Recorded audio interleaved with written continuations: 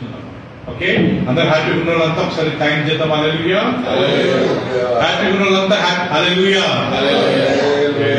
సంతోషం. అలెగ్జాండర్ గారు చాలా హ్యాపీగా ఉన్నట్టున్నారు. Thank you. ఈరోజు మన యొక్క అంశం ఏంటంటే, మన యొక్క టాపిక్ ఏంటంటే, ఒకరితో ఒకరు ఏక మనస్కులమై ఉండాలి. Be united, be together, be have a unity together. ఒకరికొకరు మనము మంచిగా యునైటెడ్ గా ఉండాలంటారు. ఏక మనసు కలిగి మనం ఉండాలి. అంటే మనం ఒకవేళ మన థింకింగ్ వేరే ఉండొచ్చు, మన తిండి వేరే ఉండొచ్చు, మన డ్రెస్సింగ్ సెన్స్ వేరే ఉండొచ్చు కదా ప్రియులరా. మన ఆలోచనలు వేరే ఉండొచ్చు, మన ఫైనాన్షియల్ ప్లానింగ్ వేరే ఉండొచ్చు, మన పిల్లల గురించి మనకు దేవుడు ఒక వేరే వేరే ప్లాన్ పెట్టి ఉండొచ్చు. కానీ ప్రియులరా, దేవుని సన్నిధిలో మనం ఉన్నప్పుడు దేవుని బిడ్డలతో మనం ఎట్లుండాలంట, యూనిటీగా ఉండాలంట. ఇప్పటి వరకు మనము దేవుని వాక్యం నుంచి నేర్చుకున్నాయి కొన్ని సత్యాలు ఏంటంటే ప్రియులరా, పోయిన వారం మనం నేర్చుకున్నాం ఏమని, నేను దేవుణ్ణి ప్రేమిస్తున్నానని చెప్పి తన సహోదరుని ద్వేషించువాడు అబద్ధి. నేను దేవుణ్ణి ప్రేమిస్తున్నానని చెప్పి తన సహోదరుని ప్రేమింపని వాడు అబద్ధికుడు. దాని తర్వాత ఏమంటాడు, కంటికి కనబడే సహోదరున్నే ప్రేమించకుంటే కంటికి కనబడని దేవుని ఎలా ప్రేమిస్తాము? కంటికి కనబడే సహోదరులు మన మధ్య ఉండేవారు, మన చుట్టాలు, మన యొక్క రిలేటివ్స్, మన ఫ్రెండ్ సర్కిల్, ఓకే, మన సంఘంలో ఉండేవారిని మనం సరిగ్గా ప్రేమించుకుంటే, ఓకే, మన చుట్టాలతో మనం మంచిగా ఉండకుండా, మన రిలేటివ్స్ తో మనం మంచిగా ఉండకుండా మనం దేవుణ్ణి ఎలా ప్రేమించగలుగుతాము? అంత అబద్ధికులు అంట వాళ్ళు. లార్డ్ ఐ లవ్ యూ అనేవాళ్ళు నిజంగా ఇతరులను ప్రేమిస్తున్నారా? కదా, దేవా నేను ప్రేమిస్తున్నాను ప్రభా, ఐ లవ్ యూ ఫాదర్ అని చెప్పేవాళ్ళు ఒక్కసారి ఫుల్ స్టాప్ పెట్టి, నేను నిజంగా దేవుణ్ణి మనుషులను ప్రేమిస్తున్నానా? మన స్టోరీ అంతా ఏంటి బైబిల్లో? 2 ఆజ్ఞలు. నిన్నువలే నీ పొరుగు, ఒకటి నీ పూర్ణ హృదయంతో, నీ పూర్ణ మనసుతో, నీ పూర్ణ ఆత్మతో దేవుణ్ణి ప్రేమించాలి. రెండోది యేసుక్రీస్తు చెప్పిన మాట, నిన్ను వలె నీ పొరుగు వారిని ప్రేమించాలి. సో కాబట్టి ప్రియులారా, ఈ 10 ఆజ్ఞలను యేసుక్రీస్తు 2 ఆజ్ఞలుగా చేశాడు. ఫస్ట్ 4 ఆజ్ఞలు దేవునికి సంబంధించిన ఆజ్ఞలు. నేను తప్ప వేరొక దేవుడు ఉండకూడదు, నా నామాన్ని యెహోవా నామమును వ్యర్థంగా ఉచ్చరింపకూడదు, నన్ను ప్రేమించి నా ఆజ్ఞల ప్రకారం మీరు జీవించాలి, సబ్బత్ దినమును మీరు పరిశుద్ధంగా ఆచరించాలి. కదా, సో ఫస్ట్ 4 దేవునికి సంబంధించినవి. తక్కినవి 6 మనుషులకు సంబంధించినవి. వ్యభిచరించవద్దు, దొంగలించవద్దు, నరహత్య చేయవద్దు, మీ పొరుగు వారిని దేన్నైనా ఆశించవద్దు. ఓకే, సో తక్కిన 6 మనుషుల పట్ల మనం చేయవలసింది. ప్రపంచంలో చాలా కోర్టు జడ్జెస్, చాలా పీనల్ కోర్ట్స్ ఉన్నాయి ప్రియులరా. వాళ్ళు మొదటి 4 ఆజ్ఞలు పెద్దలు పట్టించుకో. నువ్వు ఎవరిని ఆరాధించుకో, ఏ విగ్రహాలను చేసుకో, ఏ బొమ్మలను పెట్టుకో, నీకు ఇష్టం వచ్చిన ఏ దేవుడినైనా నువ్వు ఆరాధించుకో. కానీ తక్కిన 6 ఆజ్ఞలు మాత్రం మనుషుల పట్ల మనం ఎలా ఉండాలో అవి మాత్రం చాలా స్ట్రిక్ట్ గా ప్రతి కోర్టు. ఇప్పుడు మనం ఏ దేవుణ్ణి, ఏ దేవతను ఆరాధించుకున్నా మాట అంటున్నాం, ఏ కోర్టు మనకు శిక్ష విధించవు. అమెరికాలో అందరు యేసు ప్రభువును నమ్ముకుంటారు, మన భారతదేశంలో ఎన్నో దేవతలను పూజిస్తారు. అంటే మన కోర్టు వాళ్ళని శిక్షిస్తుందా? మీ ఇష్టం కాదు. కానీ తక్కిన 6 ఆజ్ఞలు మనుషుల పట్ల మనం ఎట్లా ఉండాలనే విషయాన్ని గవర్నమెంట్ గారు చాలా కేర్ఫుల్. దొంగలించవద్దు, దొంగలిస్తే గవర్నమెంట్ ఊరుకుంటుందా? పట్టుకుని చేయలేదు. నరహత్య చేస్తే గవర్నమెంట్ ఊరుకుంటుందా? పట్టుకుని చేయలేదు. పిల్లల శిక్ష ఉంటుంది. లేకపోతే పిల్లల వ్యభిచరిస్తే ఊరుకుంటారా? కొన్నిసార్లు పోలీసు వాళ్ళు అక్కడక్కడ హోటల్లో రైడ్స్ చేస్తున్నారు. పిల్లల అక్కడ వ్యభిచారం చేసేవాళ్ళని పట్టుకుంటారు. ఈ రకంగా మనం ఫస్ట్ 4 ఆజ్ఞలు మనం ఏ విగ్రహాలైనా పూజించుకోవచ్చు, గవర్నమెంట్ ఏం పట్టించుకోవచ్చు. కానీ తక్కిన 6 ఆజ్ఞలు మనం ఏం చేసినా కానీ పిల్లల మితి మీరితే మనం గవర్నమెంట్ శిక్షిస్తుంది. సో ఆ రకంగా మనము గుర్తుపెట్టుకోవాల్సింది, మనం మనుషుల పట్ల మంచిగా లేకపోతే, మనం ఇతరులను మంచిగా గౌరవించకుండా ఉంటే, మనం ఏం చేసిన దేవుడికి అది అంగీకారం కాదంటారు. ఒకటి మనం పోయినసారి నేర్చుకున్నట్టుగా, లాస్ట్ టైం మనం నేర్చుకుంటే ఒకరి కొరకు మీరు ఒకరు ప్రార్థన చేయాలి కదా. పోయినసారి నేను మన చర్చ్ మెంబర్స్ పేర్లన్నీ రాసి చదివాను కదా సార్ అలెగ్జాండర్ గారు. మన దగ్గర మన ఫెలోషిప్ వచ్చినంతా కరెక్ట్ వస్తే 32 కుటుంబాలు 32 ఫ్యామిలీస్ లాగా. కానీ నిర్లక్ష్యం. కానీ నేనైతే ప్రతి కుటుంబం గురించి ప్రార్థన చేస్తాను. ఎవ్రీ ఫ్యామిలీ, పోయినసారి నేను చదివిన కుటుంబాలు ఇదంతా పార్ట్ ఆఫ్ అవర్ ఫెలోషిప్. వాళ్ళు సంఘానికి వచ్చి కొన్ని సంవత్సరాల నుంచి ఇంకా వస్తున్నారు. కొంతమంది అనుకున్నాను, అయినా నేను వాళ్ళ గురించి నేను ప్రార్థన చేస్తున్నాను. వాళ్ళు అలా రావాలని దేవుడు వాళ్ళని దీవించాను. సో మనము మీరు కానీ ఏం చేయాలంటే సంఘంలో ప్రతి ఒక్కళ్ళు ప్రతి కుటుంబం యొక్క పేరు రాసుకోవాలి. అలెగ్జాండర్ గారి ఫ్యామిలీ కదా, వాళ్ళలో ఆల్మోస్ట్ 6 మంది ఉన్నారు కదా సార్. 6 మందేనా సార్? సో 6 మంది ఉన్నారు. దాని తర్వాత దేవదానం ఫ్యామిలీ వాళ్ళు 4 ఉన్నారు. పీటర్ వాళ్ళ ఫ్యామిలీ వాళ్ళు ఒక 6 మంది ఉన్నారు. ఈ రకంగా షాలి వాళ్ళ ఫ్యామిలీ వాళ్ళకు 4 ఉన్నారు. రిచ్ వాళ్ళ ఫ్యామిలీ 4. ఈ రకంగా కదా మన ప్రతి కుటుంబాలను మన ప్రార్థనలు గుర్తుపెట్టుకోవాలంటే వాళ్ళ పేరు రాసుకుని ఒక పేపర్లో మన డైరీలో పెట్టుకోవాలి. నేను నా డైరీలో ప్రతి ఒక్కళ్ళ కుటుంబాల గురించి నేను ప్రార్థన చేస్తుంటాను. పోయినసారి మనం నేర్చుకున్నట్టుగా ఒకరి కొరకు ఒకరు మీరు ప్రార్థన చేయాలి.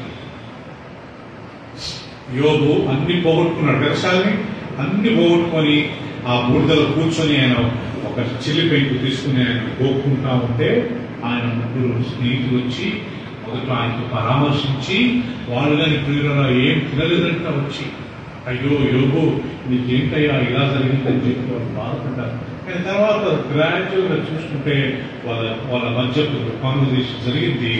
అప్పుడు వాళ్ళు చిన్నగా యోబు నువ్వేదో తప్పు చేసినట్టున్నావు, అందుకే నీకు ఇలా జరిగింది, నువ్వేదో పాపం చేసినట్టు ఒక రకంగా నెగిటివ్ గా మాట్లాడినప్పుడు యోబు వాళ్ళ కొరకు ఏం చేశాడంట? ప్రార్థన. దేవుడు అప్పుడు యోబు పోగొట్టుకున్న దానికంటే ఎన్నంతలు ఇచ్చాడంట? ఎన్నంతలు? 2 అంతలు ఇచ్చాడంట. మళ్ళా 7 కుమారులు పుట్టారంటే మొదట ఏం ప్రతాప్ 7,000 గొర్రెలు ఉండేవి, ఇప్పుడు ఎన్ని తర్వాత ఎన్ని ఉన్నాయంట? 14,000 గొర్రెలు. మొదట 3,000 ఒంటెలు ఉండేయంట, ఇప్పుడు రెండోసారి ఎన్ని ఉన్నాయంట? 6,000 ఒంటెలు. ఒక ఒంటె అది తీసుకుంటే స్పేస్ ఎంత తెలుసుకుంటారా? అట్టా 6,000 ఒంటెలను చూడండి, ఎంత పెద్ద స్థలంగా. 14,000 గొర్రెలంటే ఇక్కడి నుంచి రైతు బజార్ దాటదనుకుంటాను. ఒంటెలు 6,000 ఒంటెలకి ఎంత స్పేస్ కావాలి? 500 జతల ఎద్దులు ఉండే ఫస్ట్, తర్వాత 1000 జతల ఎద్దులు వచ్చాయి. 500 ఆడుగాడిదలు ఉండే మొదట, ఇప్పుడు 1000 ఆడుగాడిదలు వచ్చాయి. మనం ఇతరుల గురించి ప్రార్థించాం, దేవుడు మనం ఆశీర్వదించాం. చెప్పండి కదా, PRAY. ఏంటి PRAY అంటే? P అంటే ప్రైజింగ్ గాడ్. ఫస్ట్ మనం దేవుడిని స్తుతించాలి, ఒక పాట పాడుకోవాలి, దేవుడికి థ్యాంక్స్ చెప్పాలి. R అంటే రిపెంటెన్స్, మనం పశ్చాత్తాపడాలా. తండ్రి నాలో ఏమైనా తప్పులు ఉంటే నీ రక్తంతో నన్ను కడగండి, శుద్ధిపరచండి. మూడవది A అంటే ఆస్కింగ్ ఫర్ అదర్స్, ఇతరుల గురించి మనం ప్రార్థన చేయాలి. డైరెక్ట్ మన గురించి మనం అడగకూడదు కదా, ఇతరుల గురించి మనం ప్రార్థన. Y అంటే యువర్ సెల్ఫ్, నీ గురించి నువ్వు ప్రార్థన చేసుకొని అర్థం. యేసుక్రీస్తు పేతురు గురించి ప్రార్థించాడు కదా వ్యక్తిగతంగా. యోహాను సువార్త 17వ అధ్యాయంలో యేసుక్రీస్తు తన శిష్యుల గురించి ప్రార్థిస్తూ, తండ్రి మనము ఏకరీతిగా ఉన్నట్టుగా వీళ్ళు కానీ ఏకరీతిగా ఉండాలని ప్రార్థించాడు. పేతురు అత్తగారి ఇంటికి వెళ్ళినప్పుడు, పేతురు అత్తగారి జ్వరంతో పడి ఉండగా ఆమె చేయి ముట్టి ఆమె ప్రార్థన చేశాడు, ఆమె జ్వరం విడిచిపెట్టిపోయిందని. యేసుక్రీస్తు ఇండివిజువల్ గా వేరే వాళ్ళ గురించి ప్రార్థించాడు. అబ్రహాం అబీమెలెకు అనే రాజు గురించి ప్రార్థించాడు, దేవుడు అబీమెలెకు రాజును స్వస్థపరిచాడు. వాళ్ళ ఇంట్లో ఉన్న వాళ్ళందరి గర్భాలను దేవుడు మూశాడట. ఎప్పుడైతే అబ్రహాం ప్రార్థించాడో యేసు ప్రభువుని స్వస్థపరిచి వాళ్ళందరికీ పిల్లలను అనుగ్రహించాడు, గర్భాన్ని తెచ్చాడు. మిరియం పాపం చేసినప్పుడు మోషే ఆమె గురించి ఏం చేశాడట? ప్రార్థన చేసి ప్రభువుని క్షమించండి.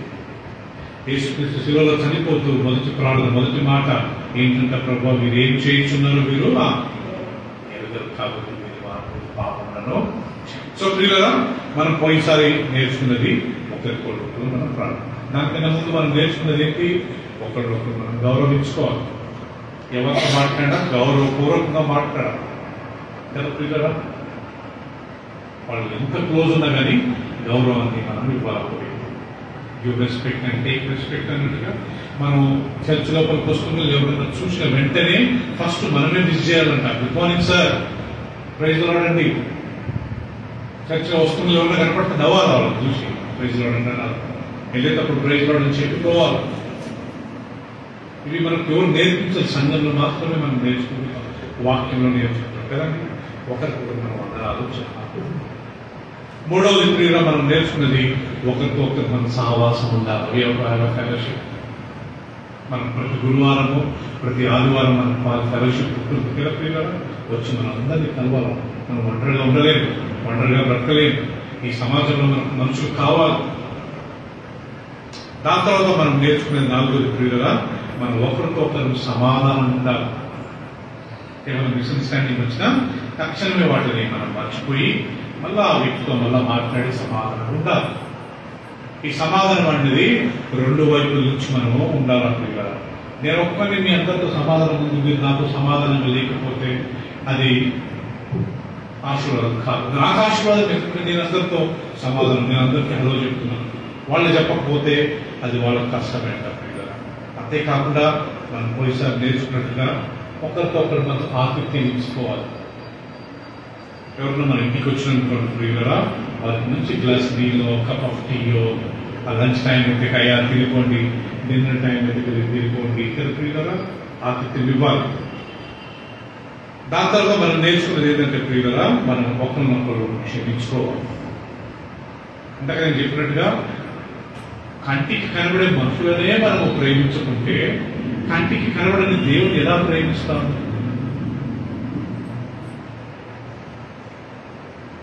ప్రేమిస్తామా? సో ఒకరినొకరు మనం క్షమించాలి. అంతేకాకుండా మనం ఒకరితో ఒకరు ప్రియుల మనసు కలిగి ఉండాలి. Have harmony with one another. సంతోషించు వారితో మీరు ఏం చేయండి? సంతోషించండి. దుఃఖించు వారితో మీరు దుఃఖించండి. ఏదైనా ఫంక్షన్ ఉంటే అందరూ పోయి హ్యాపీగా ఇన్వాల్వ్ అవుదాం. వాళ్ళు పిలిస్తే పిలవకపోతాడు, పిలిచినప్పుడు మనం వెళ్ళాలి. కానీ ఎవరైనా సిక్కున్నప్పుడు ఏమైనా చావైంది, మనం దానికి ఇన్విటేషన్ అవసరమా? నాకు బ్రదర్ చెప్పలేదే అంటే మనము మీరు అనకూడదట. సిక్కున్నప్పుడు మనకు తెలిసిందనుకోండి, ఎవరి ద్వారా నా వేరే రిసోర్సుల ద్వారా మనం వెళ్ళాలి. దుఃఖించు వారితో మనం దుఃఖించాలి. ఈ రోజు మనం నేర్చుకునేది ఏంటంటే మనం అందరం సంఘంలో ఏక మనసు కలిగి ఉండాలి. We should all have unity. ఇప్పుడు కొన్ని వాక్యాలు మన బైబిల్ నుంచి తీసుకుంటుంది. సంఘంలో యూనిటీ లేకపోతే చాలా చాలా ప్రాబ్లమ్స్ వస్తాయి. బైబిల్లో రాయబడింది పిల్లరా, మనము లోకానికి ఉప్పై ఉన్నాము, భూమికి ఉప్పై ఉన్నాము. ఉప్పు దాని యొక్క సారం పోగొట్టుకున్నట్లయితే అది దేనికి పనికి వస్తుంది? యేసుప్రభువు అంటాడు, దాని కింద పడేసి తొక్కుతారంటాను. తెలుసని ఉప్పు గిన దానికి ఉండవలసిన ఆ క్వాలిటీ లేకుండా దాని యొక్క సారాన్ని పోగొట్టుకున్నట్లయితే యేసుప్రభువు అంటాడు, మనుషులు దాన్ని కింద పడేసి దాన్ని ఏం చేశారట? తొక్కుతారు అంట.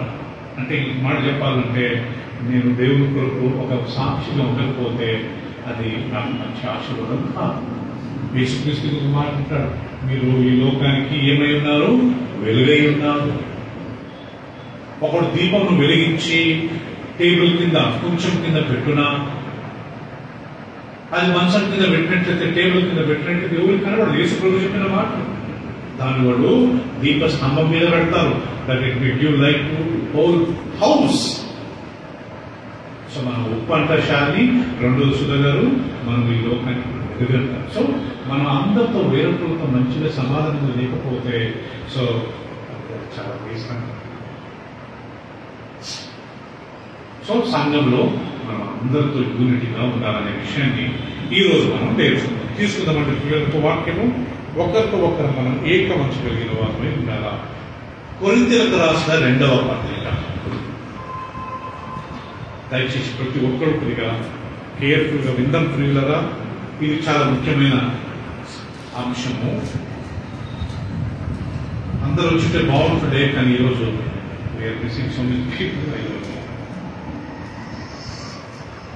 ఒకరితో ఒకరు ఏక మనస్కులై ఉండడి అనే దేవుని వాక్యంలో 2 Corinthians 13:11 కొరింథీయులకు రాసిన 2వ పత్రిక 13వ అధ్యాయము 11వ వచనం అందరం దయచేసి మీ బైబిల్ తీయండి కదా, నేను చదువుతాను.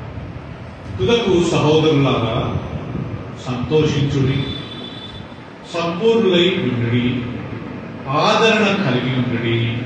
దాని తర్వాత రాస్తాడు, ఏక మనసు గలవారై ఉండుడి, సమాధానంగా ఉండుడి, ప్రేమ సమాధానములకు కర్తయ్యకు దేవుడు మీకు తోడై ఉండు. మళ్ళా చదువుతాను, అందరు గమనించండి కదా, మీకు ఈ బైబిల్ చూడండి. తుదకు సహోదరులు అంటే ఈ అధ్యాయం ఈ పుస్తకం అయిపిస్తున్నాడు కాబట్టి ఇక లాస్ట్ లో అన్ని అధ్యాయం మొత్తం దాని యొక్క తాత్పర్యాన్ని 1 నుంచి 13 అధ్యాయం వరకు రాసిన తాత్పర్యం దాని యొక్క సమరీ ఇక్కడ రాస్తూ తుదకు సహోదరులారా, ఈ అన్ని అధ్యాయాలలో నేను రాసినట్టుగా తుదకు సహోదరులారా సంతోషించుడి, సంపూర్ణులై ఉండుడి, 3వది ఆదరణ కలిగి ఉండుడి, 4వది ఏక మనస్సు గలవారై ఉండుడి, సమాధానంగా ఉండుడి, ప్రేమ సమాధానములకు కర్తయ్యకు దేవుడు మీకు తోడేందుకు గాక. మీరు ఇక్కడ గమనించండి, కొరింథీ సంఘము కొరింథీలో ఒక మందిరం, ఒక అన్య దేవత మందిరం ఉండేదండి. ఆ మందిరంలో దేవదాసి పద్ధతి ఉండేది.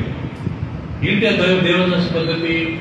ఓకే, వాళ్ళకు అమ్మాయిలు ఎవరైనా సిక్ అయితే ఆ దేవతకు వాళ్ళు అర్పించాలి, అంటే బలి అంటారు. పట్టుకున్నగానే ఆ అమ్మాయిని అర్పిస్తారు. ఏ జ్వరమో ఏ తలలో కోపంలో 4 రోజులు బాగవుతుంది. తర్వాత ఆ అమ్మాయి లేకపోతే ఆ స్త్రీ ఆ దేవతకే సేవ చేయాలి. ఆమె పాపం వ్యభిచార పాపంలో ఉండిపోతుంది. ఆ సంఘంలో కొంతమంది ప్రభు నమ్ముకున్న తర్వాత వాడు మళ్ళా అదే పాపాన్ని చేస్తున్నప్పుడు పౌలు ఆ విషయం తెలుసుకుని, అలా వద్దు బాబు, మీ దేవుని ఆలయమో, మీరు అలాంటి పాపం చేయొద్దు, దేవుడు మీరు నివసిస్తాడు. సో కాబట్టి ఎవరైనా దేవుని ఆలయం పాడు చేసినట్లయితే దేవుడు వాటిని పాడు చేయడు. అంటే ఈ దేహము దేవుడి ఆలయం. మనం పోయిసారి నేర్చుకున్నాం, దేవుడు ఎక్కడ ఉంటాడంటే కదా, ఎక్కడ 2 లేకపోతే 3 కూడి ఉంటారో వారి మధ్య ఉంటాడు, మన మధ్య ఉన్నాడు. మరి రెండోది ఆయన ఎక్కడ ఉంటాడు? మీ దేహంలోనే ఉంటాడు. మీ దేహమే దేవుని ఆలయం. మీ దేహము పరిశుద్ధాత్మ వలన మీకు ఇవ్వబడిన ఆలయం అని మీరు ఎరగరా? పరిశుద్ధాత్మక ఆలయమని మీరు ఎరగరా? సో బైబిల్ ప్రకారం దేవుడు నివసించేస్తే, బైబిల్ ప్రకారం దేవుడు నివసించే స్థలము 2, 3 కూడిన స్థలంలో, రెండోది మన దేహంలో ఆయన ఉంటాడు. సో మనం దేవుడి కొరకు ఎక్కడో పెద్ద బిల్డింగ్ దగ్గరికి వెళ్ళాల్సిన అవసరం లేదు ప్రియుల. మనకంటే ఒక బిల్డింగ్ ఉండడం మంచిదే. కాకపోతే ఆ సంఘానికి రాస్తూ అన్ని రాస్తూ ఏమని రాస్తున్నాడు ప్రియురా? తుదకు సహోదరులారా సంతోషించుడి, సంపూర్ణులై ఉండుడి, ఆదరణ కలిగి ఉండుడి, అన్నిటికంటే ఎక్కువగా ఏక మనసు గలవారై ఉండుడి, సమాధానంగా ఉండుడి, ప్రేమ సమాధానములకు కర్తయ్యకు దేవుడు మీకు తోడై ఉండును. సో ఇక్కడ ఎందుకు ప్రియుల ఈ మాట ఆయన అంటున్నాడంటే, ఈ కొరింథీ సంఘంలో గమనించండి ప్రియులు, అందరూ నన్ను చూడండి. ఈ కొరింథీ సంఘంలో కొద్దిగా ప్రాబ్లమ్స్ వచ్చాయట. ఒకప్పుడు వాళ్ళు చాలా బాగానే ఉండేవారు ప్రియులరా. చిన్నగా ఏమైందంటే ప్రియులరా, ఈ కొరింథీ సంఘంలో కొంతమంది గ్రూపిజం స్టార్ట్ చేశారు. నాకు ఆయన ఇష్టము, నాకు ఏమంటే ఇష్టము, ఆయన పాట పాడితే నాకు ఇష్టము, ఆయన వాక్యం చెప్తే నాకు ఇష్టము.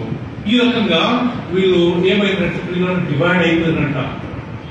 ఫేవరిటిజం స్టార్ట్ అయిపోయింది, ఫేవరిజం గ్రూపిజం స్టార్ట్ అయిపోయింది. నాకు ఆయన చెప్తే వాక్యం ఇష్టం ఉండదండి. ఇదంతా పౌలు మనసులో పెట్టుకుని వీరురా మొదటి పత్రికలు ఏం రాస్తాడో చూద్దాం. కొరింథీయులకు రాసిన మొదటి పత్రిక. ఇప్పుడు మన వాక్యం కనెక్ట్ కావాలంటే కొన్ని రెఫరెన్స్ మనం చూసుకోవచ్చు. 1వ అధ్యాయం 10వ వచనం చదువుకుందామా? అందరు తీసిన తర్వాత నేను చదువుతాను. 1 Corinthians 1:10. 1 సహోదరులారా, మీరందరూ ఏకభావముతో మాట్లాడవలనని మీలో కక్షలు లేక ఏక మనసుతోనూ ఏక తాత్పర్యముతోనూ మీరు సన్నద్ధులై ఉండవలనని మన ప్రభు అయిన యేసుక్రీస్తు పేరిట మిమ్మల్ని వేడుకొచ్చున్నాను. నా సహోదరులారా, మీలో కలహములు కలవని మిమ్మల్ని గురించి క్లోయో ఇంటి వారి వలన నాకు తెలియవచ్చింది. మీలో ఒకడు నేను పౌలు వాడను, ఒకడు నేను అప్పల్లో వాడను, మరొకడు నేను కేఫా వాడను, ఇంకొకడు నేను క్రీస్తు వాడనని చెప్పుకుంటున్నారు అని నా తాత్పర్యం. క్రీస్తు విభజింపబడి ఉన్నాడా? పౌలు మీ కొరకు సిలువ వేయబడినా? పౌలు నామమున మీరు బాప్తిసం పొందుతరా? నా నామమున మీరు బాప్తిసం పొందుతారని ఎవరైనా చెప్పుకున్నట్లు క్రిస్పస్నకును గాయీనకును తప్ప మరి ఎవరికి నేను బాప్తిసం ఇవ్వలేదు. అందుకే దేవుడికి కృతజ్ఞతాస్తుతులు చెల్లిస్తున్నాను. సో ప్రియులారా, ఇక్కడ పౌలు ఇక్కడికి రాస్తే ఏమంటాడంటే మీరందరూ ఏకభావముతో మాట్లాడండి.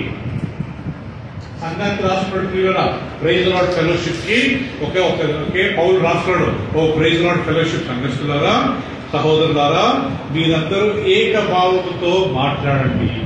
మీలో కక్షలు లేక ఏక మనసుతో ఏక తాత్పర్యంతో మీరు సన్నద్ధులై ఉండండి. You try to be with one mind. వీళ్ళలో ఒక ప్రాబ్లం ఏంటంట, నేను అపోల్లో వాడు, ఇంకా కొంతమంది నాకు పౌలు అంటే చాలా ఇష్టము, ఇంకా కొంతమంది నాకు పీటర్ అంటే చాలా ఇష్టము. పౌలు అంటాడు, పీటర్ మీ కొరకు శిలువలో చనిపెట్టాడా? పౌలు మీ కొరకు రక్తం చిందించాడా? అపోలో మీ కొరకు తన ప్రాణాన్ని ఇచ్చాడా?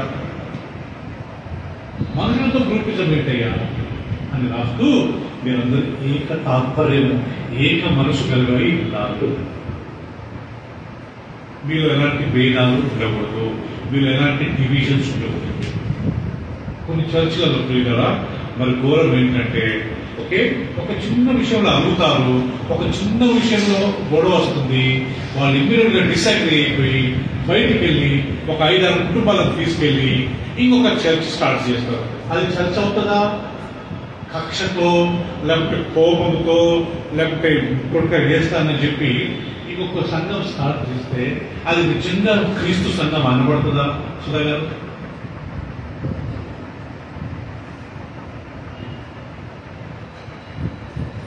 కొన్ని సంఘాలు ప్రియులారా, ఒక సంఘం ఇప్పుడు మేము హుబ్లీలో ఉన్నప్పుడు, నేను చిన్నగా ఉండేవాడిని, హుబ్లీలో ఉన్నప్పుడు ఒక సంఘం ఉండేది, రోడ్డు ఉంటుంటే నేనండి ఆ సంఘాలలో డివిజన్ ఒక చిన్న ప్రాబ్లం వస్తుంది, దానికి ఒక్కొక్కటిగా ఒక మంచి మెచ్యూరిటీ మనసు కలిగి అడ్జస్ట్ చేసుకోవచ్చు కదా. ఏ ప్రకారం అడ్జస్ట్ చేసుకోకుండా బయటకు వెళ్ళిపోతారండి. ఇంకా ఆయన సపోర్ట్ చేసేటోళ్ళు ఒక 20 మంది వెళ్ళిపోతారు. రైట్, ఇంకొక చర్చ్ స్టార్ట్, ఇంకొక బ్రదర్ కానీ ఆయన ఇంకొకటి వెళ్ళిపోతాడు, అక్కడ ఒక చర్చ్ స్టార్ట్. సంఘం అంటే ఏదో కక్షతో స్టార్ట్ చేసే సంఘం అంటే సంఘం కాదండి. సంఘం అంటే క్రీస్తు ద్వారా పిలువబడాలా, క్రీస్తు ద్వారా ఏర్పరచుకోబడాలా. క్రీస్తు అంటాడు, నేనే ఈ బండ మీద నా సంఘాన్ని నేను కడతాను. Jesus Christ is a builder of the church. ఎక్కడ ఆ బండ? క్రీస్తు అనే బండ. ఒక గ్రూప్ ఉంది మన క్రిస్టియన్ వరల్డ్ లో, వాళ్ళు ఏమంటారంటే ఆ బండ పేతురు అంటారు. పేతురు బండ కాదు, పేతురు అంటే కేఫా అంటే రాయి. రాయి మీద ఎవరైనా బిల్డింగ్ కడతారా సార్? ఆ బండ క్రీస్తే. 1 కొరింథీ 10:4 ఉంది. ఆ బండ క్రీస్తే. సో క్రీస్తు సంఘం కట్టేవాడు, క్రీస్తు మీద సంఘం. సో ఈ సంఘం కదా ఎవరో నేను గొడవపడి స్టార్ట్ చేసిన సంఘం కాదు ఇది. ఎవరితో నాకు మనస్పర్ధలు వచ్చి నేను స్టార్ట్ చేసిన సంఘం కాదు. నేను 17 సంవత్సరాలప్పుడు నేను దేవుని సేవకు సమర్పించుకున్నాను. నా 10th పాస్ అయిన వెంటనే నేను ప్రియులరా నేను సేవకు వచ్చాను. అప్పటి నుంచి నేను ఒక 2-3 సంస్థలలో సేవ చేసుకుంటూ లాస్ట్ 2002లో నేను అల్వాల్కి వచ్చాను. ఇంటింటికి వెళ్ళాను. హకీంపేట నుంచి కార్ఖానా వరకు నాకు తెలియని కుటుంబాలు లేవు ప్రియులరా. I know every family including Roman Catholic, Hindus, చాలా పట్టు అందరూ తెలుసు నాకు ప్రియులరా. ఇంటికి వాక్యం చెప్పారు. ఫస్ట్ ఒక చిన్న అద్దెంట్లో స్టార్ట్ చేసాం. అక్కడి నుంచి మళ్ళీ స్కూల్కి వెళ్ళాము. ఆ స్కూల్ నుంచి ఒక ఇంటికి వెళ్ళాము. ఇక్కడ 11 సంవత్సరాలు మళ్ళీ ఒక ఇండిపెండెంట్ హౌస్కి వెళ్ళాము. ఓకే, అక్కడి నుంచి మళ్ళీ ఇక్కడికి వచ్చాము. సో కాబట్టి ఇది ఎవరితోనూ నేను విభేదాలు వచ్చి లేకపోతే గొడవలు వచ్చి స్టార్ట్ చేసిన సంగతి కాదు ఇది. ఆ రకంగా ఇక్కడ పౌలు అంటాడు, మీరందరూ ఏక మనసు కలిగిన వారై ఉండండి బాబు. నేను పౌలు వాడను, నేను అపోల్లో వాడను, నేను కేఫా వాడను, నేను అని మీరు గొడవ పడవద్దు. చూడండి ప్రియుల మళ్ళా వాక్యము, సహోదరులారా మీరందరూ ఏకభావంతో మాట్లాడవలనని, మీలో కక్షలు లేక ఏక మనసుతో ఏక తాత్పర్యంతోనూ మీరు సన్నద్ధులై ఉండవలనని మన ప్రభు అయిన యేసు పేరిట మిమ్మల్ని వేడుకనిస్తున్నారు. నా సహోదరులారా మీలో కలహములు కలవని మిమ్మల్ని గూర్చి ప్లోయే ఇంటి వారి వలన నాకు తెలియవచ్చాను. వీళ్ళు ఒకడు నేను పౌలు వాడను, ఒకడు నేను అపోల్లో వాడను, మరొకడు నేను కేఫా వాడనని, ఇంకొకడు నేను క్రీస్తు వాడని చెప్పుకుంటున్నారు. క్రీస్తు విభజింపబడినాడా? పౌలు మీ కొరకు సిలువ వేయబడినా? పౌలు నామమున మీరు బాప్తిసం పొందుతారా అని పౌలు వీళ్ళ ప్రియులరా వాక్యం చెప్తున్నాడు. సో మీకు ఎలాంటి డిఫరెన్సెస్ ఉండొద్దు, ఎలాంటి భేదాలు ఉండొద్దు, ఏక మనసు కలిగి ఉండండి. గ్రూపిజం చేయొద్దు చర్చిలో. అదే కదా దాని అర్థం ప్రియులరా.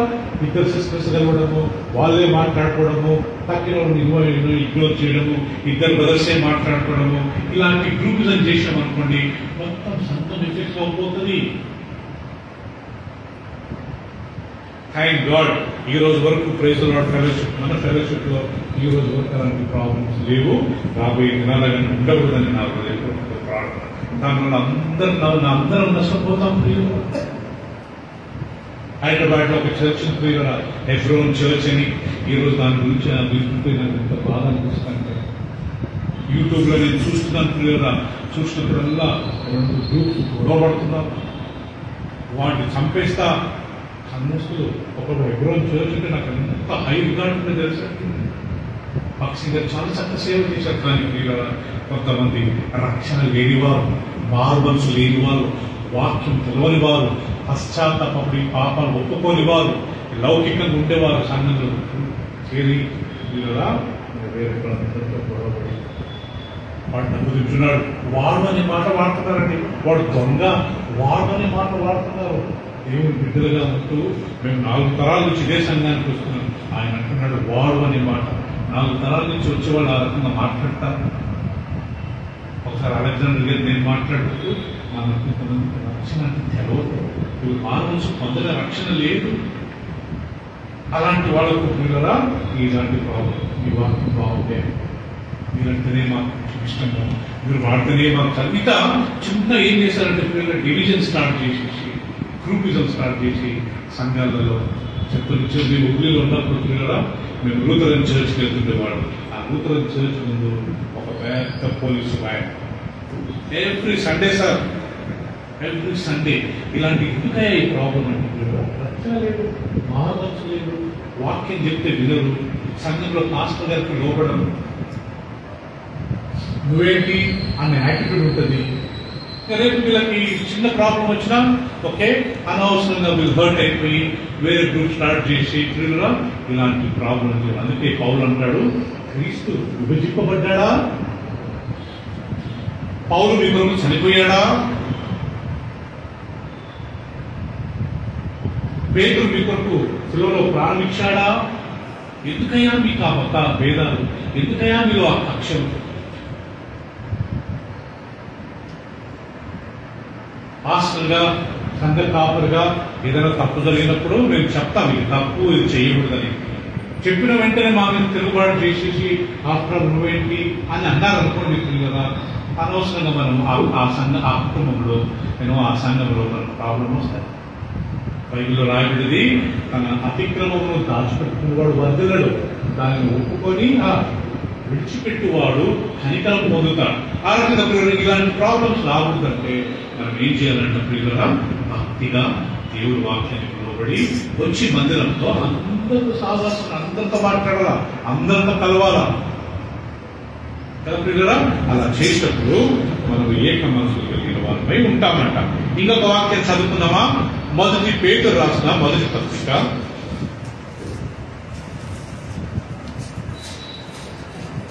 పేతురు రాసిన మొదటి పత్రిక 3వ అధ్యాయం 8వ వచనం ఒకసారి చదువుతున్నామండి.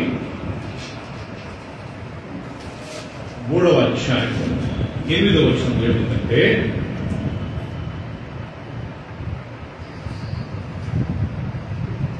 మళ్ళా పేతురు రాస్తున్న ప్రియుల తుదకు మీరందరూ ఏక మనస్కులై ఒకరి సుఖ దుఃఖములందు ఒకరు పాల్పడి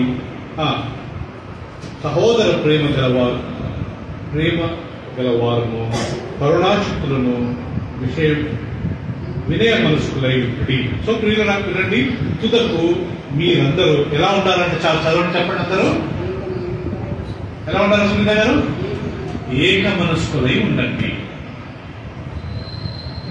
పేతురు గారు రాస్తున్నాడు ప్రియులారా, అవును ఒక్కడే కాదు, కొరింథీయులకు రాసిన పత్రిక పేతురు గారు రాస్తున్నాడు, తుదకు మీరందరూ సహోదరులరా ఏక మనసులు వినయ మనసు కలిగిన వారు వినండి. కదా మన సంఘానికి వచ్చినప్పుడు దేవుని గురించే మాట్లాడాలా, మన సంఘానికి వచ్చినప్పుడు మన ప్రియులరా దేవుని వాక్యం గురించే ధ్యానించాలి. ఓకే, అంత అయిన తర్వాత వేరే మీకు మీ ఫ్యామిలీ బాగున్నారా, మీ హస్బెండ్ బాగున్నారా, మన పిల్లలు బాగున్నారా, మీ మమ్మీ డాడీ బాగున్నారా, అంతవరకు ఓకే. కానీ ప్రియులరా మనం వేరే ఫ్యామిలీ గురించి మనం మాట్లాడినప్పుడు ప్రాబ్లం స్టార్ట్ అయ్యే అవకాశం ఉంది. ఇంగ్లీష్ లో ఒక సామెత ఉంది, తెలుసు కదా ప్రియులరా, ఏంటది? Mind your own, mind your own. ఎంత చక్కటి మాట కదా ప్రియులరా. వాళ్ళు వేరే గురించి మనకి, వాళ్ళు ఏదైతే మనకి,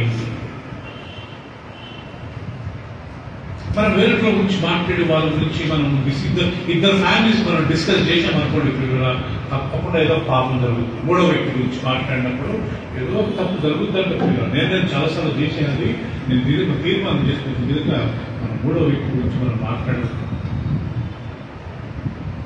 తుదకు ఇద్దరు అదే అంటాడు, తుదకు ఇద్దరు ఏక మనసులో ఉండండి, గ్రూపిజం చేయొద్దు.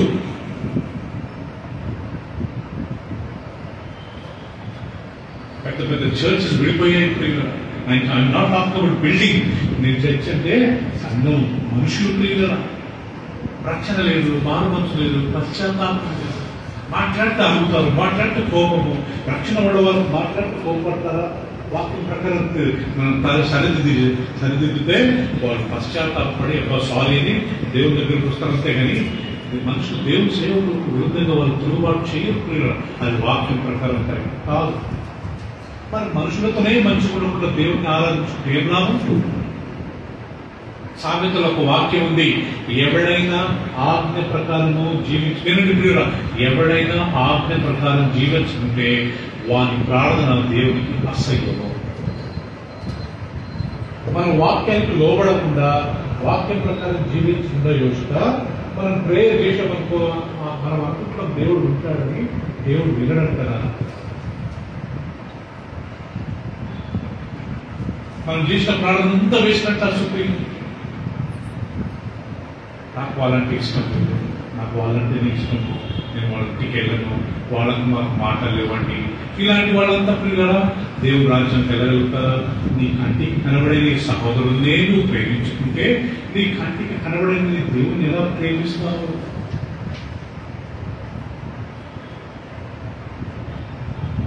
ఏక మనసు కలిగిన వారే గ్రూపిజం చేయదు. ఇక్కడ వాక్యం గ్రూపిజం చేయదు. నేను పేతురు వాడిని, నేను అపోల్లో వాడను, నేను క్రీస్తు వాడను. సంఘం అంతే. ఎప్పుడు మనం చర్చ్ వదలాలంటే తప్పుడు బోధ ఇక్కడ చేస్తున్నప్పుడు మనం చర్చలు మంచి బోధ చెప్పే దగ్గరికి వెళ్ళాలి కదా ప్రియులారా. చిన్న చిన్న ప్రాబ్లమ్స్ తో మనం వేరే చర్చకి వెళ్ళి కదా ప్రియులారా, మనం ఇంత చక్కగా దేవుడు వాక్యం ఇక్కడ ఉంది, మంచిగా మేము కేర్ తీసుకుంటున్నాం. ఆయన జనరలైజింగ్ కేర్ తీసుకుంటున్నాము, రేపు మేము దర్శిస్తాము, రేపు ఏదైనా అయితే మేము ఉంటాము. అలాంటి పరిస్థితుల్లో కొంతమందికి అలవాటు ప్రియులారా, మేము వేరే చర్చ వెళ్తుంటాము, ఇక్కడ వస్తుంటాము. అది మంచి పద్ధతి కాదు ప్రియులారా. ఒక కుటుంబంలో ఉన్నప్పుడు ఆ కుటుంబానికి మనం నమ్మకంగా ఉండాలి. సో మనం ఏక మనసులో any kind of difference, any kind of groupism, చర్చిలో అలాంటి గ్రూపిజం ఉండకూడదు. అండ్ దేవుని సేవకునిగా నేనే అలవాటు ప్రైజ్లో ఫెలోషిప్లో ఉన్నంత వరకు అయినంత వరకు నేను అది కాకుండా నేను ప్రయత్నం చేస్తాను. అందరూ సహకరించండి. అండ్ వేరొకరు అలాంటి ఇన్ఫ్లుయెన్స్ మనం వినుకొని, వేరొకరు మాటలు వినుకొని మనము అనవసరంగా దేవుడికి దూరం కాకుండా ఎవరు పిలిస్తే నేను రాలేదు. 17 సంవత్సరాలకు నేను సేవకు వచ్చినప్పటి నుంచి మాకు ఆల్మోస్ట్ 35 years ఆయన ఇన్ ద మినిస్ట్రీ. సో దయచేసి కోఆపరేట్ చేసినట్లయితే మనమందరం యునైటెడ్గా, మనమందరం ఏక మనసు కలిగిన వారుగా ఉంటాం. ఇప్పుడు 2 వాక్యాలు చూసుకొని మనం ఏక మనసు కలిగిన వారిపై ఉండాలా. ఫిలిప్పీలకు రాసిన పత్రిక 2వ అధ్యాయం 2వ వచనం. ఫిలిప్పీలకు రాసిన పత్రిక 2వ అధ్యాయం 2వ వచనంలో ఇక్కడ ఒక వాక్యం రాయించారు. ఏంటంటే 2:2.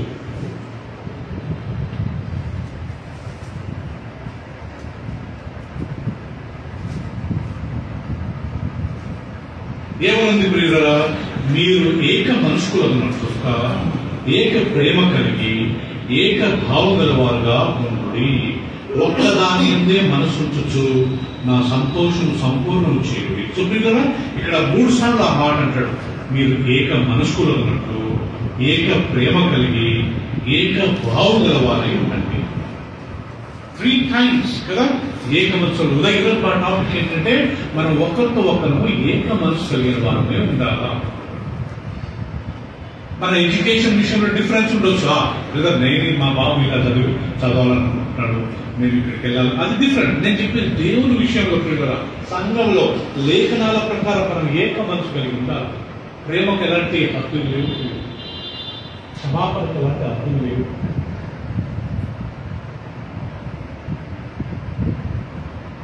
యేసుక్రీస్తు అంటాడు ప్రియులారా, మన ద్వారా ప్రాబ్లం వచ్చిందనుకోండి, మనకు శ్రమ.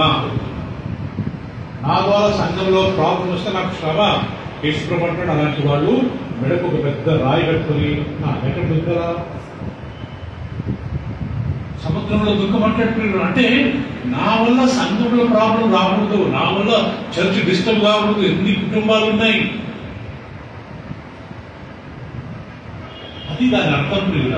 అందుకే ఏక మనసు కలిగి ఉందాం, అందరితో మాట్లాడదాం, అందరితో చేద్దాం, అందరితో కలిసి ఉందాం, అందరితో సమాధానం ఉందాం. అది మనం ఈరోజు నేర్చుకుంటాం. సో ప్రియులారా, సామ్స్ 133 కీర్తనల గ్రంథము 133వ అధ్యాయము ఒక్కసారి తీసుకున్నట్లయితే ఈ వాక్యాన్ని కొద్దిసేపు మనం ధ్యానించుకుంటాం.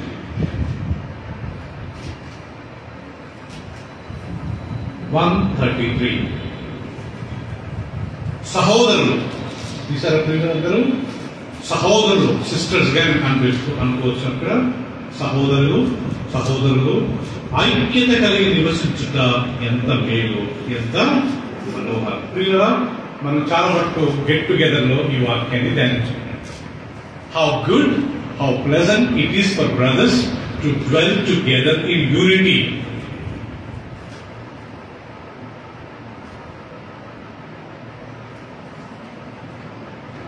సహోదరులు, సహోదరి మనులు ఐక్యత కలిగి నివసించుట ఎంతో మేలు, ఎంతో మనోహరం.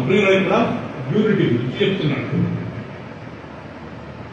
సామాన్యంగా ఓల్డ్ టెస్టమెంట్ లో ఒకరిని ఒకడు సహోదరులు అని పిలుచుకునేవాడు కాదు. ఓల్డ్ టెస్టమెంట్ లో కొన్ని ఎక్కడో ఒక దగ్గర ఉంది, దాంట్లో ఇది ఒకటి సహోదరులు అనే మాట ఇక్కడ రాయాలి. సహోదరులు ఇండివిజువల్ నీ సహోదరుడు తప్పు చేసినట్లుగా వేరు, కానీ సహోదరుడు ఇక్కడ గ్రూప్ టుగెదర్, ఇక్కడ సంఘం అనుకుందాం, లేకపోతే ఒక ఫ్యామిలీ అనుకుందాం, లేకపోతే మన ఆఫీస్ లో పనిచేసే కొలీగ్స్ అనుకుందాం. ప్రియులరా, ఓకే, ఇక్కడ ఏముందంటే సహోదరులు, సిస్టర్స్, బ్రదర్స్ ఐక్యత కలిగి నివసించుట ఎంత వేరు, ఎంతో మనోహరం, ప్లెజెంట్. ఎప్పుడైనా మంచి పార్క్ వెళ్ళినప్పుడు ప్రియులరా, ఎండాకాలంలో అక్కడ ఆ చల్లదనానికి, ఆ చెట్లకు ఎంత ప్లెజెంట్ ఉంటుంది కదా. ఎక్కడ లాంగ్ టూర్ మనం కార్ వెళ్ళామనుకోండి, ఫ్రంట్ సీట్లు కూర్చొని కదా, మనం సైడ్ లో కూర్చున్నప్పుడు ప్రెజెంట్ అని, అలా దేవుడు ప్రజలందరూ ఏక మనసు కలిగిన వారే ఎంతో వేరు, ఎంతో మనోహరం. రైట్, అలా కలిసి ఉంటే ఉదయ్ ఏమని వివరించారంటే, అది తల మీద పోయబడి అహరోను గడ్డముల మీదుగా కారి అతని అంగీల అంచుల వరకు దిగజారిన పరిమళ తైలం వలె. ప్రియులరా, ఐక్యత కలిగి ఉంటే దానికి వచ్చే బ్లెస్సింగ్స్ ఇక్కడ రాసుకుంటారు. అందరు గమనించండి, ఇక్కడ దీని అర్థం ఏంటో ఒకసారి. అది సహోదరులు ఐక్యత కలిగి ఉంటే అది తల మీద పోయబడి గడ్డంల అహరోను గడ్డముల మీదుగా అంగీల అంచుల వరకు దిగజారిన పరిమళ తైలం వలె ఉంటుంది. అహరోను పాత నిబంధన కాలంలో ఆయన యాజకుడు, ప్రధాన యాజకుడు. దేవుడు మోషేతో ఏమంటాడంటే, మోషే అహరోను నువ్వు యాజకులుగా అభిషేకించాలా. మోషే నూనె తీసుకొని ఆయన తల మీద నూనె పోసి, దేవుడు నిన్ను యాజకులుగా నియమిస్తున్నాడు అని చెప్పి తల మీద నూనె పోస్తాడు. ఒకసారి తీసుకున్న ప్రియుల వాక్యము నిర్గమాకాండము 28వ అధ్యాయము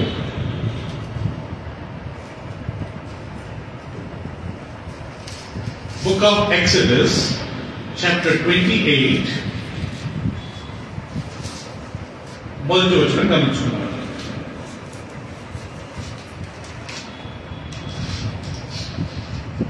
ఇరవై 28వ అధ్యాయము మొదటి వచనం ఒకసారి మనం గమనించుకున్నట్లయితే, ఇక్కడ దేవుడు మోషేకి చెప్పింది ఏంటంటే, మరియు నాకు యాజకత్వము చేయుటకై నీ సహోదరుడైన అహరోనును అతని కుమారులను, అనగా అహరోను కుమారులైన నాదాబును, అబీహును, ఎలియాజరును, ఈతామారును ఇశ్రాయేలులలో నుండి నీ యొద్దకు పిలిపింపుము. అతని అలంకారము ఘనతయు కలుగునట్లు నీ సహోదరుడైన అహరోనుకు ప్రతిష్ఠ వస్త్రములు కుట్టవలెను. అహరోను నాకు యాజకుడు ఉన్నట్లు నీవు అతని ప్రతిష్ఠించుదు. అతని వస్త్రములు అతని తల మీద నూనె అనే మాట ఉంటుంది, ఇంగ్లీష్ లో వాక్యం ఉంది.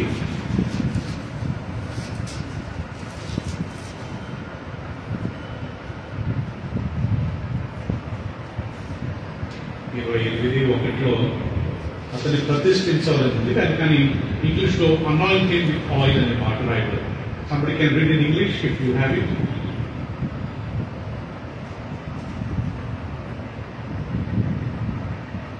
Charlie, can you help me? Exodus 28 verse 1.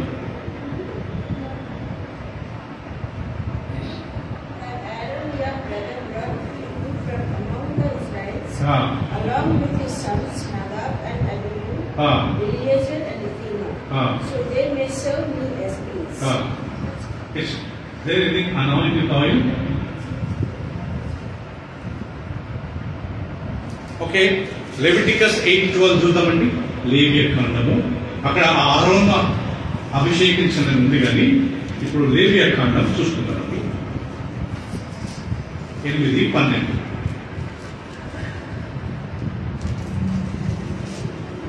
8వ అధ్యాయం 12వ వచనంలో ఇక్కడ సారీ రైట్, చాలు, థ్యాంక్ యూ. 8 verse 12 నేను చదువుతాను తెలుగులో, ఒకసారి గమనించండి. మరియు అతడు అభిషేక తైలములో తైలంలో కొంచెము అహరోను తల మీద పోసి అతను ప్రతిష్ఠించుటకై అతన్ని అభిషేకించెను. సో ప్రియులారా, దేవుడు చెప్పిన మాట సుధా గారు, మోషే కొద్దిగా నూనె చూసుకొని అహరోను తల మీద ఆ నూనెను పోసి ఆయనని యాజకునిగా ప్రతిష్ఠించాడు. మాట చెప్పాలంటే అహరోను పాత నిబంధనలో ప్రధాన యాజకుడు.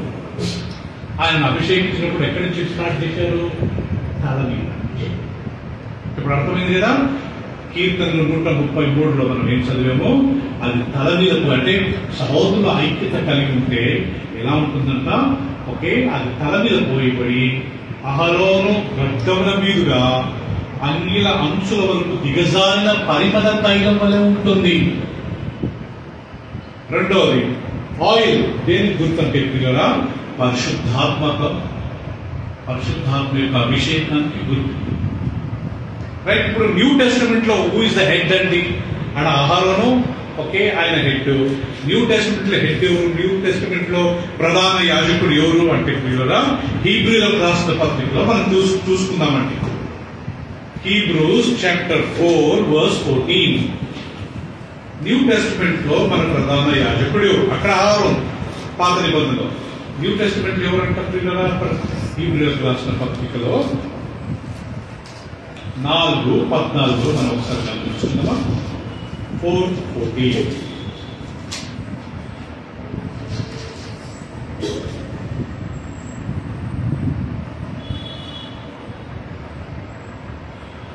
ఆకాశ మండలము గుండా వెళ్ళిన దేవుని కుమారుడైన యేసును గొప్ప ప్రధాన యాజకుడు మనకు ఉన్నాడు.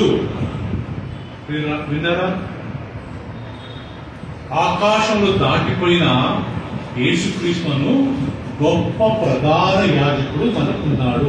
ఇప్పుడు యేసుక్రీస్తు మన ప్రధాన యాజకుడు. అహరోను ఏం చేసేవాడంట? ఆనంద్ గారు బలులు తీసుకుని దేవునికి అర్పించేవాడు. ప్రజల ప్రార్థనలు తీసుకెళ్లి దేవునికి చెప్పేవారు. ఇప్పుడు యేసుక్రీస్తు ఏం చేస్తున్నాడంట? తండ్రి కుడి పార్శ్వంలో కూర్చొని మన బలులను తీసుకుని మన పాపాలు, మన చేసే ప్రతి ప్రార్థనలు యేసుక్రీస్తు అనే ప్రధాన యాజకుడు యేసుక్రీస్తు తండ్రి అయిన దేవునికి సమర్పిస్తున్నాడంట. సో పాత నిబంధన కాలంలో అహరోను యాజకుడు. కొత్త నిబంధనలో యేసుక్రీస్తు మన యాజకుడు. రెండవది, అహరోను తల మీద వాళ్ళు పోశారు. సో యేసుక్రీస్తు ఈ లోకంలో సంఘానికి ఆయన శిరస్సు అంట ప్రియులారా. ఆ వాక్యం ఎక్కడుందో చూద్దామా ప్రియులారా. Jesus Christ is the head of the church. ఎఫెసీ 5:23. ఎఫెసీలకు రాసిన పత్రిక 5:23.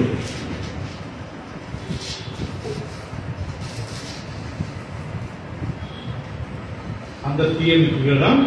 మీ బైబిల్ చూసుకున్నట్టే మనకు అర్థమవుతుంది.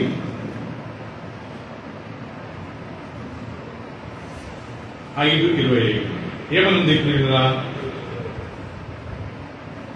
పురుషులారా, మీరును మీ భార్యలను ప్రేమించుడి, అటువలే క్రీస్తు కూడా సంఘమును ప్రేమించి అది కళంకమైనను ముడతైనను అట్టిది మరి ఏదైనాను లేక పరిశుద్ధమైనది గాను నిర్దోషమైనది గాను మహిమగల సంఘముగా ఆయన తన ముందు ఎదుట దానిని నిలవబెట్టుకునని వాక్యముతో ఉదక స్నానం చేత దానిని పవిత్రపరిచి పరిశుద్ధపరచుటకై దాని కొరకు తను తాను అప్పగించెను.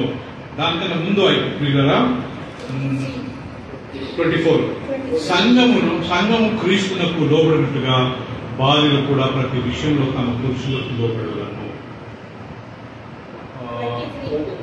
23 స్త్రీలారా, ప్రభువునకు వలె మీ సొంత పురుషులకు లోబడి క్రీస్తు సంఘమునకు శిరసై ఉన్నలాగున పురుషుడు భార్యకు శిరసై ఉన్నాడు. సో రెండవ స్త్రీలారా, యేసుక్రీస్తు ఈ లోకంలో సంఘానికి ఆయన శిరస్సు. If Jesus is the head, who is the body? సంఘం. Very good. నేను ఎందుకు ఈ వాక్యాన్ని చదువుతానంటే ప్రియులారా, సహోదరుల ఐక్యత కలిగి ఉంటే ఆ తల మీద పోయబడిన ఆ యొక్క పరిమళ తైలము పరిశుద్ధాత్మ అభిషేకం అది యేసుక్రీస్తు తల నుంచి బయలుదేరి కింద చిన్నగా గడ్డల మీద దారి కారి ఎక్కడ ప్రవేశిస్తారంట? తల కింద ఉండేది ఏంటి? బాడీ కదా. అంటే ఎవరు ఆ బాడీ? సంఘం. Very good. సో సునీత గారు, ఎప్పుడైతే మనం యూనిటీగా ఉంటామో, ఎప్పుడైతే మనం ఏక మనసు కలిగి ఉంటామో, దేవుడు పరిశుద్ధాత్మ దేవుణ్ణి యేసుక్రీస్తు తల నుంచి అభిషేకించి అది సంఘం మీదకి, ఆ సంఘంలో మనందరం భాగలం కాబట్టి, ప్లీజ్ కమ్ సార్, మనందరం అవయవం కాబట్టి ప్రియులరా, సో అది మన నుంచి అభిషేకం మార్గానికి వచ్చింది. అర్థమైంది కదా ప్రియులరా? నేను కొన్ని సంవత్సరాల క్రితం మీ వాక్యాన్ని ధ్యానించాను ప్రియులరా, నాకు చాలా మంచిగా అనిపించింది. ఆ శిరస్సు యేసుక్రీస్తు, ఆ తైలము పరిశుద్ధాత్మ దేవుడు, ఆ క్రీస్తు నుంచి ఆ అభిషేకం వచ్చి వచ్చి వచ్చి వచ్చి మన శరీరం మీదకి వస్తుంది. ఆ శరీరము మనని క్రీస్తు సంఘం, ఆ సంఘంలో మనందరం ఒక అవయవం. So holy spirit anointing, it comes from Jesus and it will flow to the church. ఎప్పుడు? When we are united. ఏక మనసు కలిగిన వారుగా ఉన్నప్పుడే ఆనంద్ గారు చర్చలో గొడవ పడుకుంటా, వాళ్ళ మీద మాట్లాడుకుంటూ, వీళ్ళ మీద మాట్లాడుకుంటూ, గ్రూపిజం చేసుకుంటూ, ఓకే వీళ్ళంటే నాకు ఇష్టము, ఆయన అంటే ఇష్టము, ఆయన చెప్తే నాకు ఇష్టం లేదు, ఇలాంటి చెప్పుకుంటే అభిషేకం వస్తుందా మన మీదకి? కీర్తనలు 133 మళ్ళీ వెళ్దాం ప్రియుడా. ఈరోజు మన టాపిక్ ఏంటంటే వేగరాజు గారు, ఒకరితో ఒకరు ఏక మనసు కలిగి ఉండాలా. Be united together with one another. ఒకరితో ఒకరు మనము ఏక మనసు కలిగిన వారుగా ఉండాలి. అది ఎలా ఉండాలంటే ప్రియులరా, సహోదరులు ఐక్యత కలిగి, సామ్ 133, సహోదరులు ఐక్యత కలిగి నివసించుట ఎంతో మేలు, ఎంతో మనోహరం. అది తల మీద పోయబడి అహరోను గడ్డముల మీదుగా కాలి అతని అంగీల అంచు వరకు దిగజారిన పరిమళ తైలం వలె ఉంటును. ఇది ప్రియుల దీని అర్థం. Charlie, you got my point? If we are united together, God will send the Holy Spirit from Jesus, and from His head it will come to the church, the body. ఆ బాడీలో మన అందరము అవయవాలు కాబట్టి, సో యూనిటీ ఉంటే అంత ప్రస్తుతం ఆ సంఘంలో అభిషేకం ఉంటుందంట.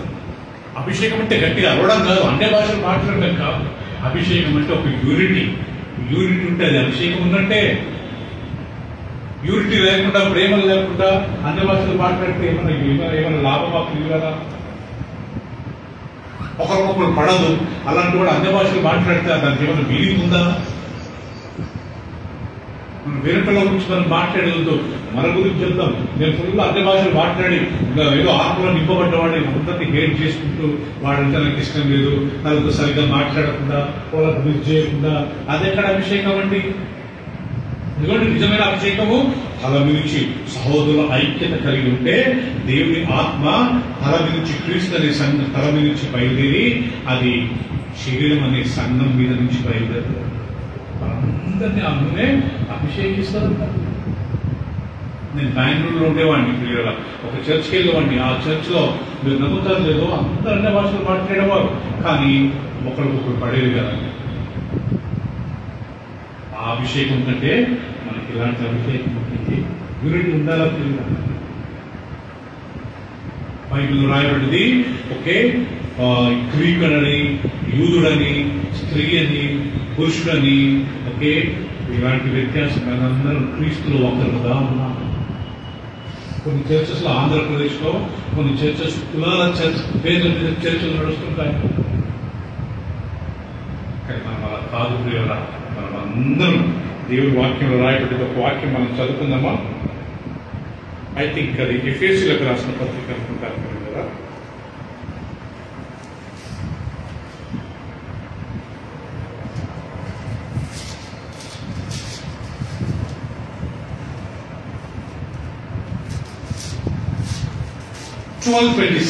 First Corinthians 9:6. Extremely sorry. 1 Corinthians 12:27.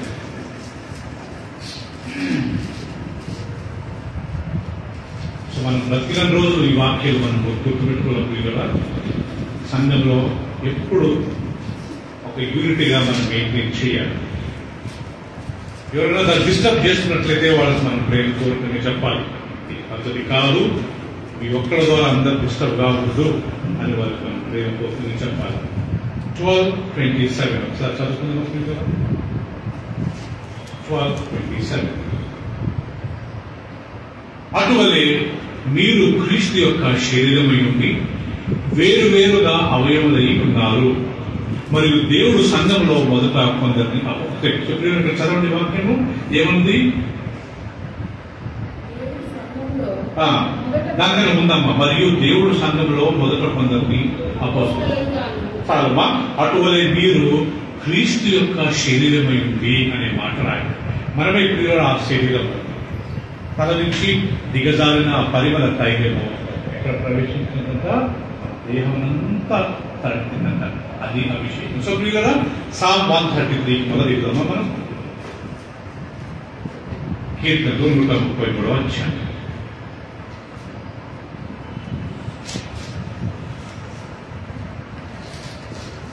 సహోదరులు ఐక్యత కలిగి నివసించుట ఎంత మేలు, ఎంత మనోహరము. అది తల మీద పోయబడి అహరోను గడ్డం మీదుగా కారి అతని అంగీల అంచు వరకు దిగజారిన పరిమళ తైలం. ఇక్కడ anointing part is over. Sir మనం యూనిటీ ఉన్నప్పుడు దేవుడు మనలో ఆత్మతో నింపుతాడు. ఇప్పుడు రెండో బ్లెస్సింగ్ ఏంటంటే ప్రియులా, సియోను కొండ మీద నుండి దిగి వచ్చు హెర్మోను మంచు వలె నుండును. రెండోది ప్రియులా, సియోను కొండ మీదకి దిగి వచ్చే హెర్మోను మంచు వలె ఉంటుందంట.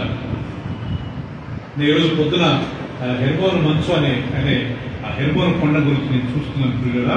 అది తెలుగులో చదువుతాను, ఒకసారి వినండి.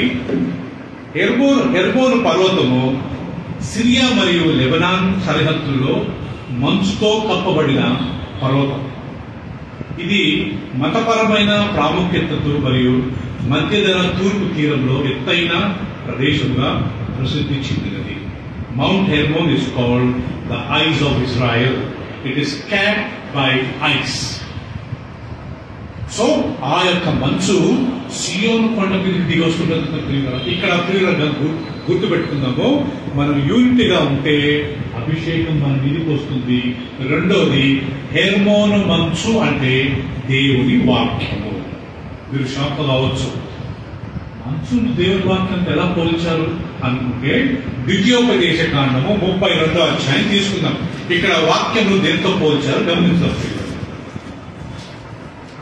Book of Deuteronomy, chapter 32. అందరు గమనించండి, నేను చదువుకుంటే ప్రియులరా. ఇక్కడ వాక్యము దేంతో పోల్చారు? ద్వితీయోపదేశ కాండం 32వ అధ్యాయం.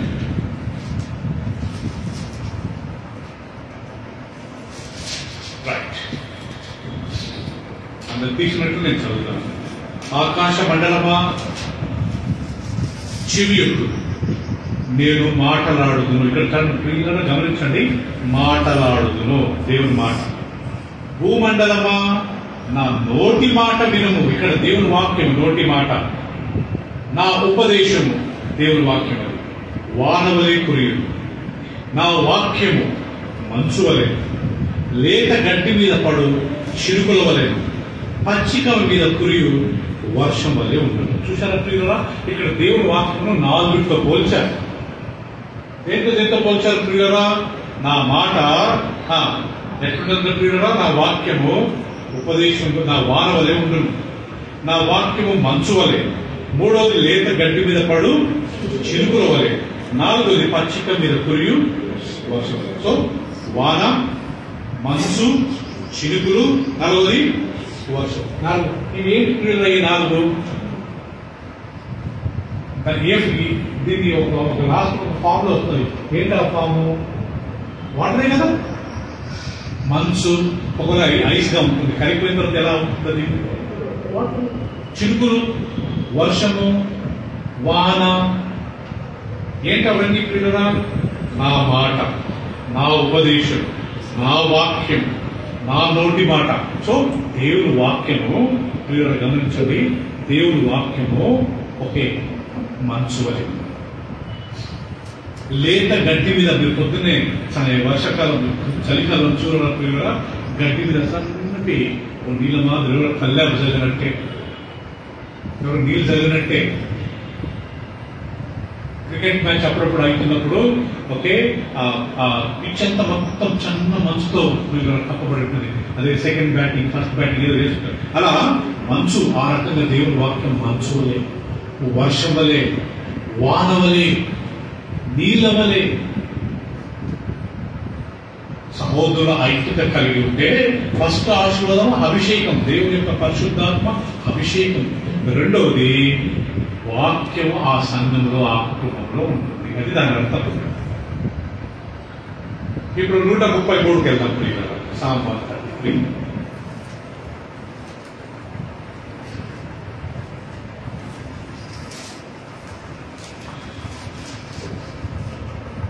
సామాన్ 33 మొదలు చెప్పి చదువుతున్నారు.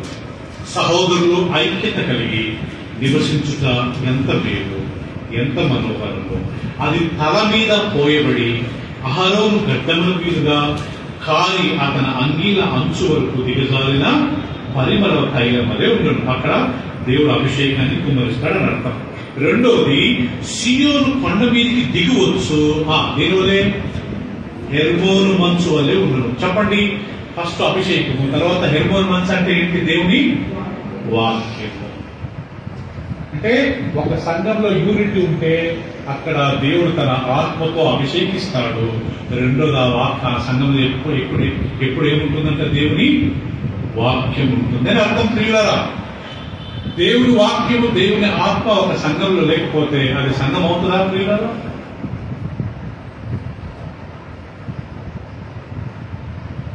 కదా? దేవుని సంఘంలో దేవుని ఆత్మ, దేవుని వాక్యం లేకపోతే అది సంఘం అవుతుందా?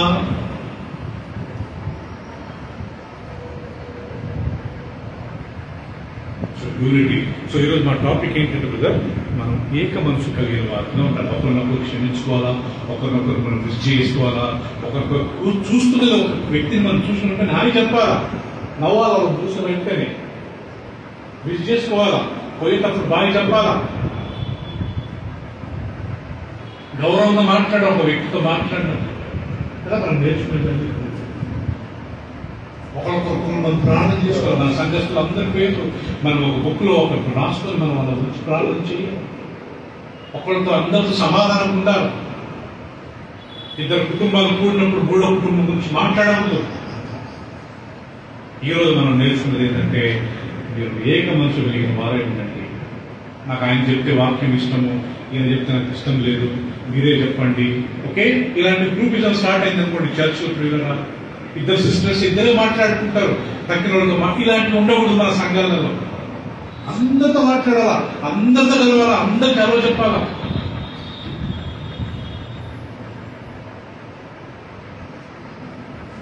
అలా ఉన్నప్పుడు ఇక్కడ రాయబడుతుంది కదా, సహోదరుల ఐక్యత కలిగి నివసించుట ఎంత మేలు, ఎంత మనోహరము. తల మీద పోయబడి అహరోను గడ్డం మీదుగా కారి అతని అంగీల అంచుల వరకు ఆల్మోస్ట్ లెగ్స్ అండి, అంగీల అంచుల వరకు దిగజారిన పరిమళ తైలం వలె ఉంటుంది.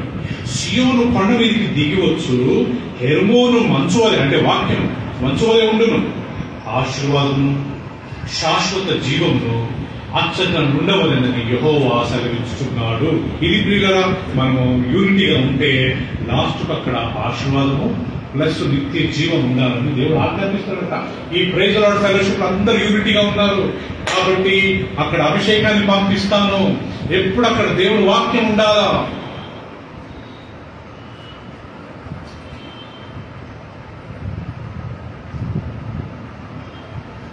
మనకు దేవుని వాక్యం చాలా ఇంపార్టెంట్.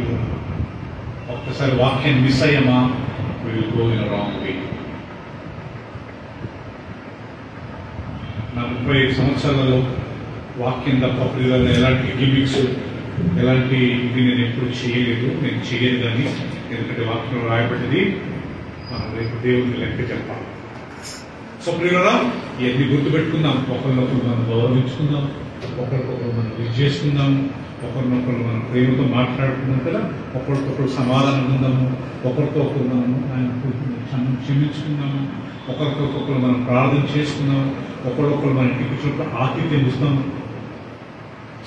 ఈరోజు మనం నేర్చుకున్నది ఒకరితో ఒకరు ఎలా ఉండాలా, అనుభూతిగా ఏక మనసు ఉండాలా. No groupism, no divisions. అందరితో మాట్లాడాలా, నాకు ఆయన అంటే ఇష్టం, అందరు ఇష్టపడాలా. సో ఇలాంటివి మనం పెట్టుకున్నప్పుడు ఆ సంఘం ఏముంటుందంట, అభిషేకం, దేవుని అభిషేకం ఉంటుంది ప్రియులారా. రెండోది దేవుని వాక్యము. పేర్కొన్న మనసు అంటే దేవుని వాక్యము. దేవుని వాక్యం చదివిన వాళ్ళు ఎలా ఉంటారు, ధ్యానించిన వాళ్ళు ఎలా ఉంటారు. కీర్తన మొదటి అధ్యాయం 2వ వచనంలో ఏముంది ప్రియులారా, అది నీటి కాలువలన నాటబడినది, ఆకువాడక తన కాలమందు ఫలమిచ్చు చెట్టు వలె ఉంటాడు. ఎవరు? దుష్టుల ఆలోచన చొప్పున నడవక, పాపల మార్గమున నిలవక, అపహాసకులు కూర్చుని చోట కూర్చునక, అంటే బ్యాడ్ ఫ్రెండ్షిప్ చేయకుండా. మరి ఏం చేయాలా? యెహోవా ధర్మశాస్త్రం ముందు ఆనందించు దివా రాత్రములు దానిని ధ్యానించువాడు ధన్యుడు. దివారాత్రములు చదవమని లేదు, దివారాత్రంలో ధ్యానించంట సుప్రియ. ఈరోజు పొద్దున ఒక అధ్యాయం చదివామండి. కార్లో ఎక్కడికి వెళ్తున్నాము, లేకపోతే బస్సులో ఎక్కడ వెళ్తున్నాము, ట్రైన్లో ప్రయాణం చేస్తున్నాము, ఆఫీస్లో ఖాళీ కూర్చున్నాము. ఏం చేయాలంట? పొద్దున చదివిన వాక్యాన్ని ధ్యానించాలి. అలా చేసినప్పుడు అలాంటి వ్యక్తి నీటి కాలువల ఏరున నాటబడిన చెట్టు వలె ఉంటాడు. ఆకు వాడక తన కాలం ముందు ఫలమిచ్చు చెట్టు వలె ఉంటాడు. ఆకులు వాడుతూ అతడు చేయనిదంతా సఫలమగును. మనం ఒకసారి చేసేదంతా ఎందుకు సఫలంగా ఉంటుందంటే వాక్యాన్ని ఎక్కువ ధ్యానించట్లేదు. యూనిటీ. సో మన చర్చ్ లో పిల్లరా, నా humble request, unity unity unity. హుబ్లీలో ఒక చిన్న సంఘటన జరిగింది పిల్లరా. I just want to tell at closing. నేను చిన్నగా ఉన్నప్పుడు ఒక చర్చ్ ఉండేది. ఆ చర్చ్ లో ఒక 60-70 మంది ఉండేవారు. మంచిగా నడిచేది ప్రియులరా. ఒక ప్రాబ్లం వచ్చేసింది. లాస్ట్ ప్రియులరా ఆ చర్చ్ డివిజన్ అయిపోయి ఒకే 2-3 బ్రాంచ్లుగా స్టార్ట్.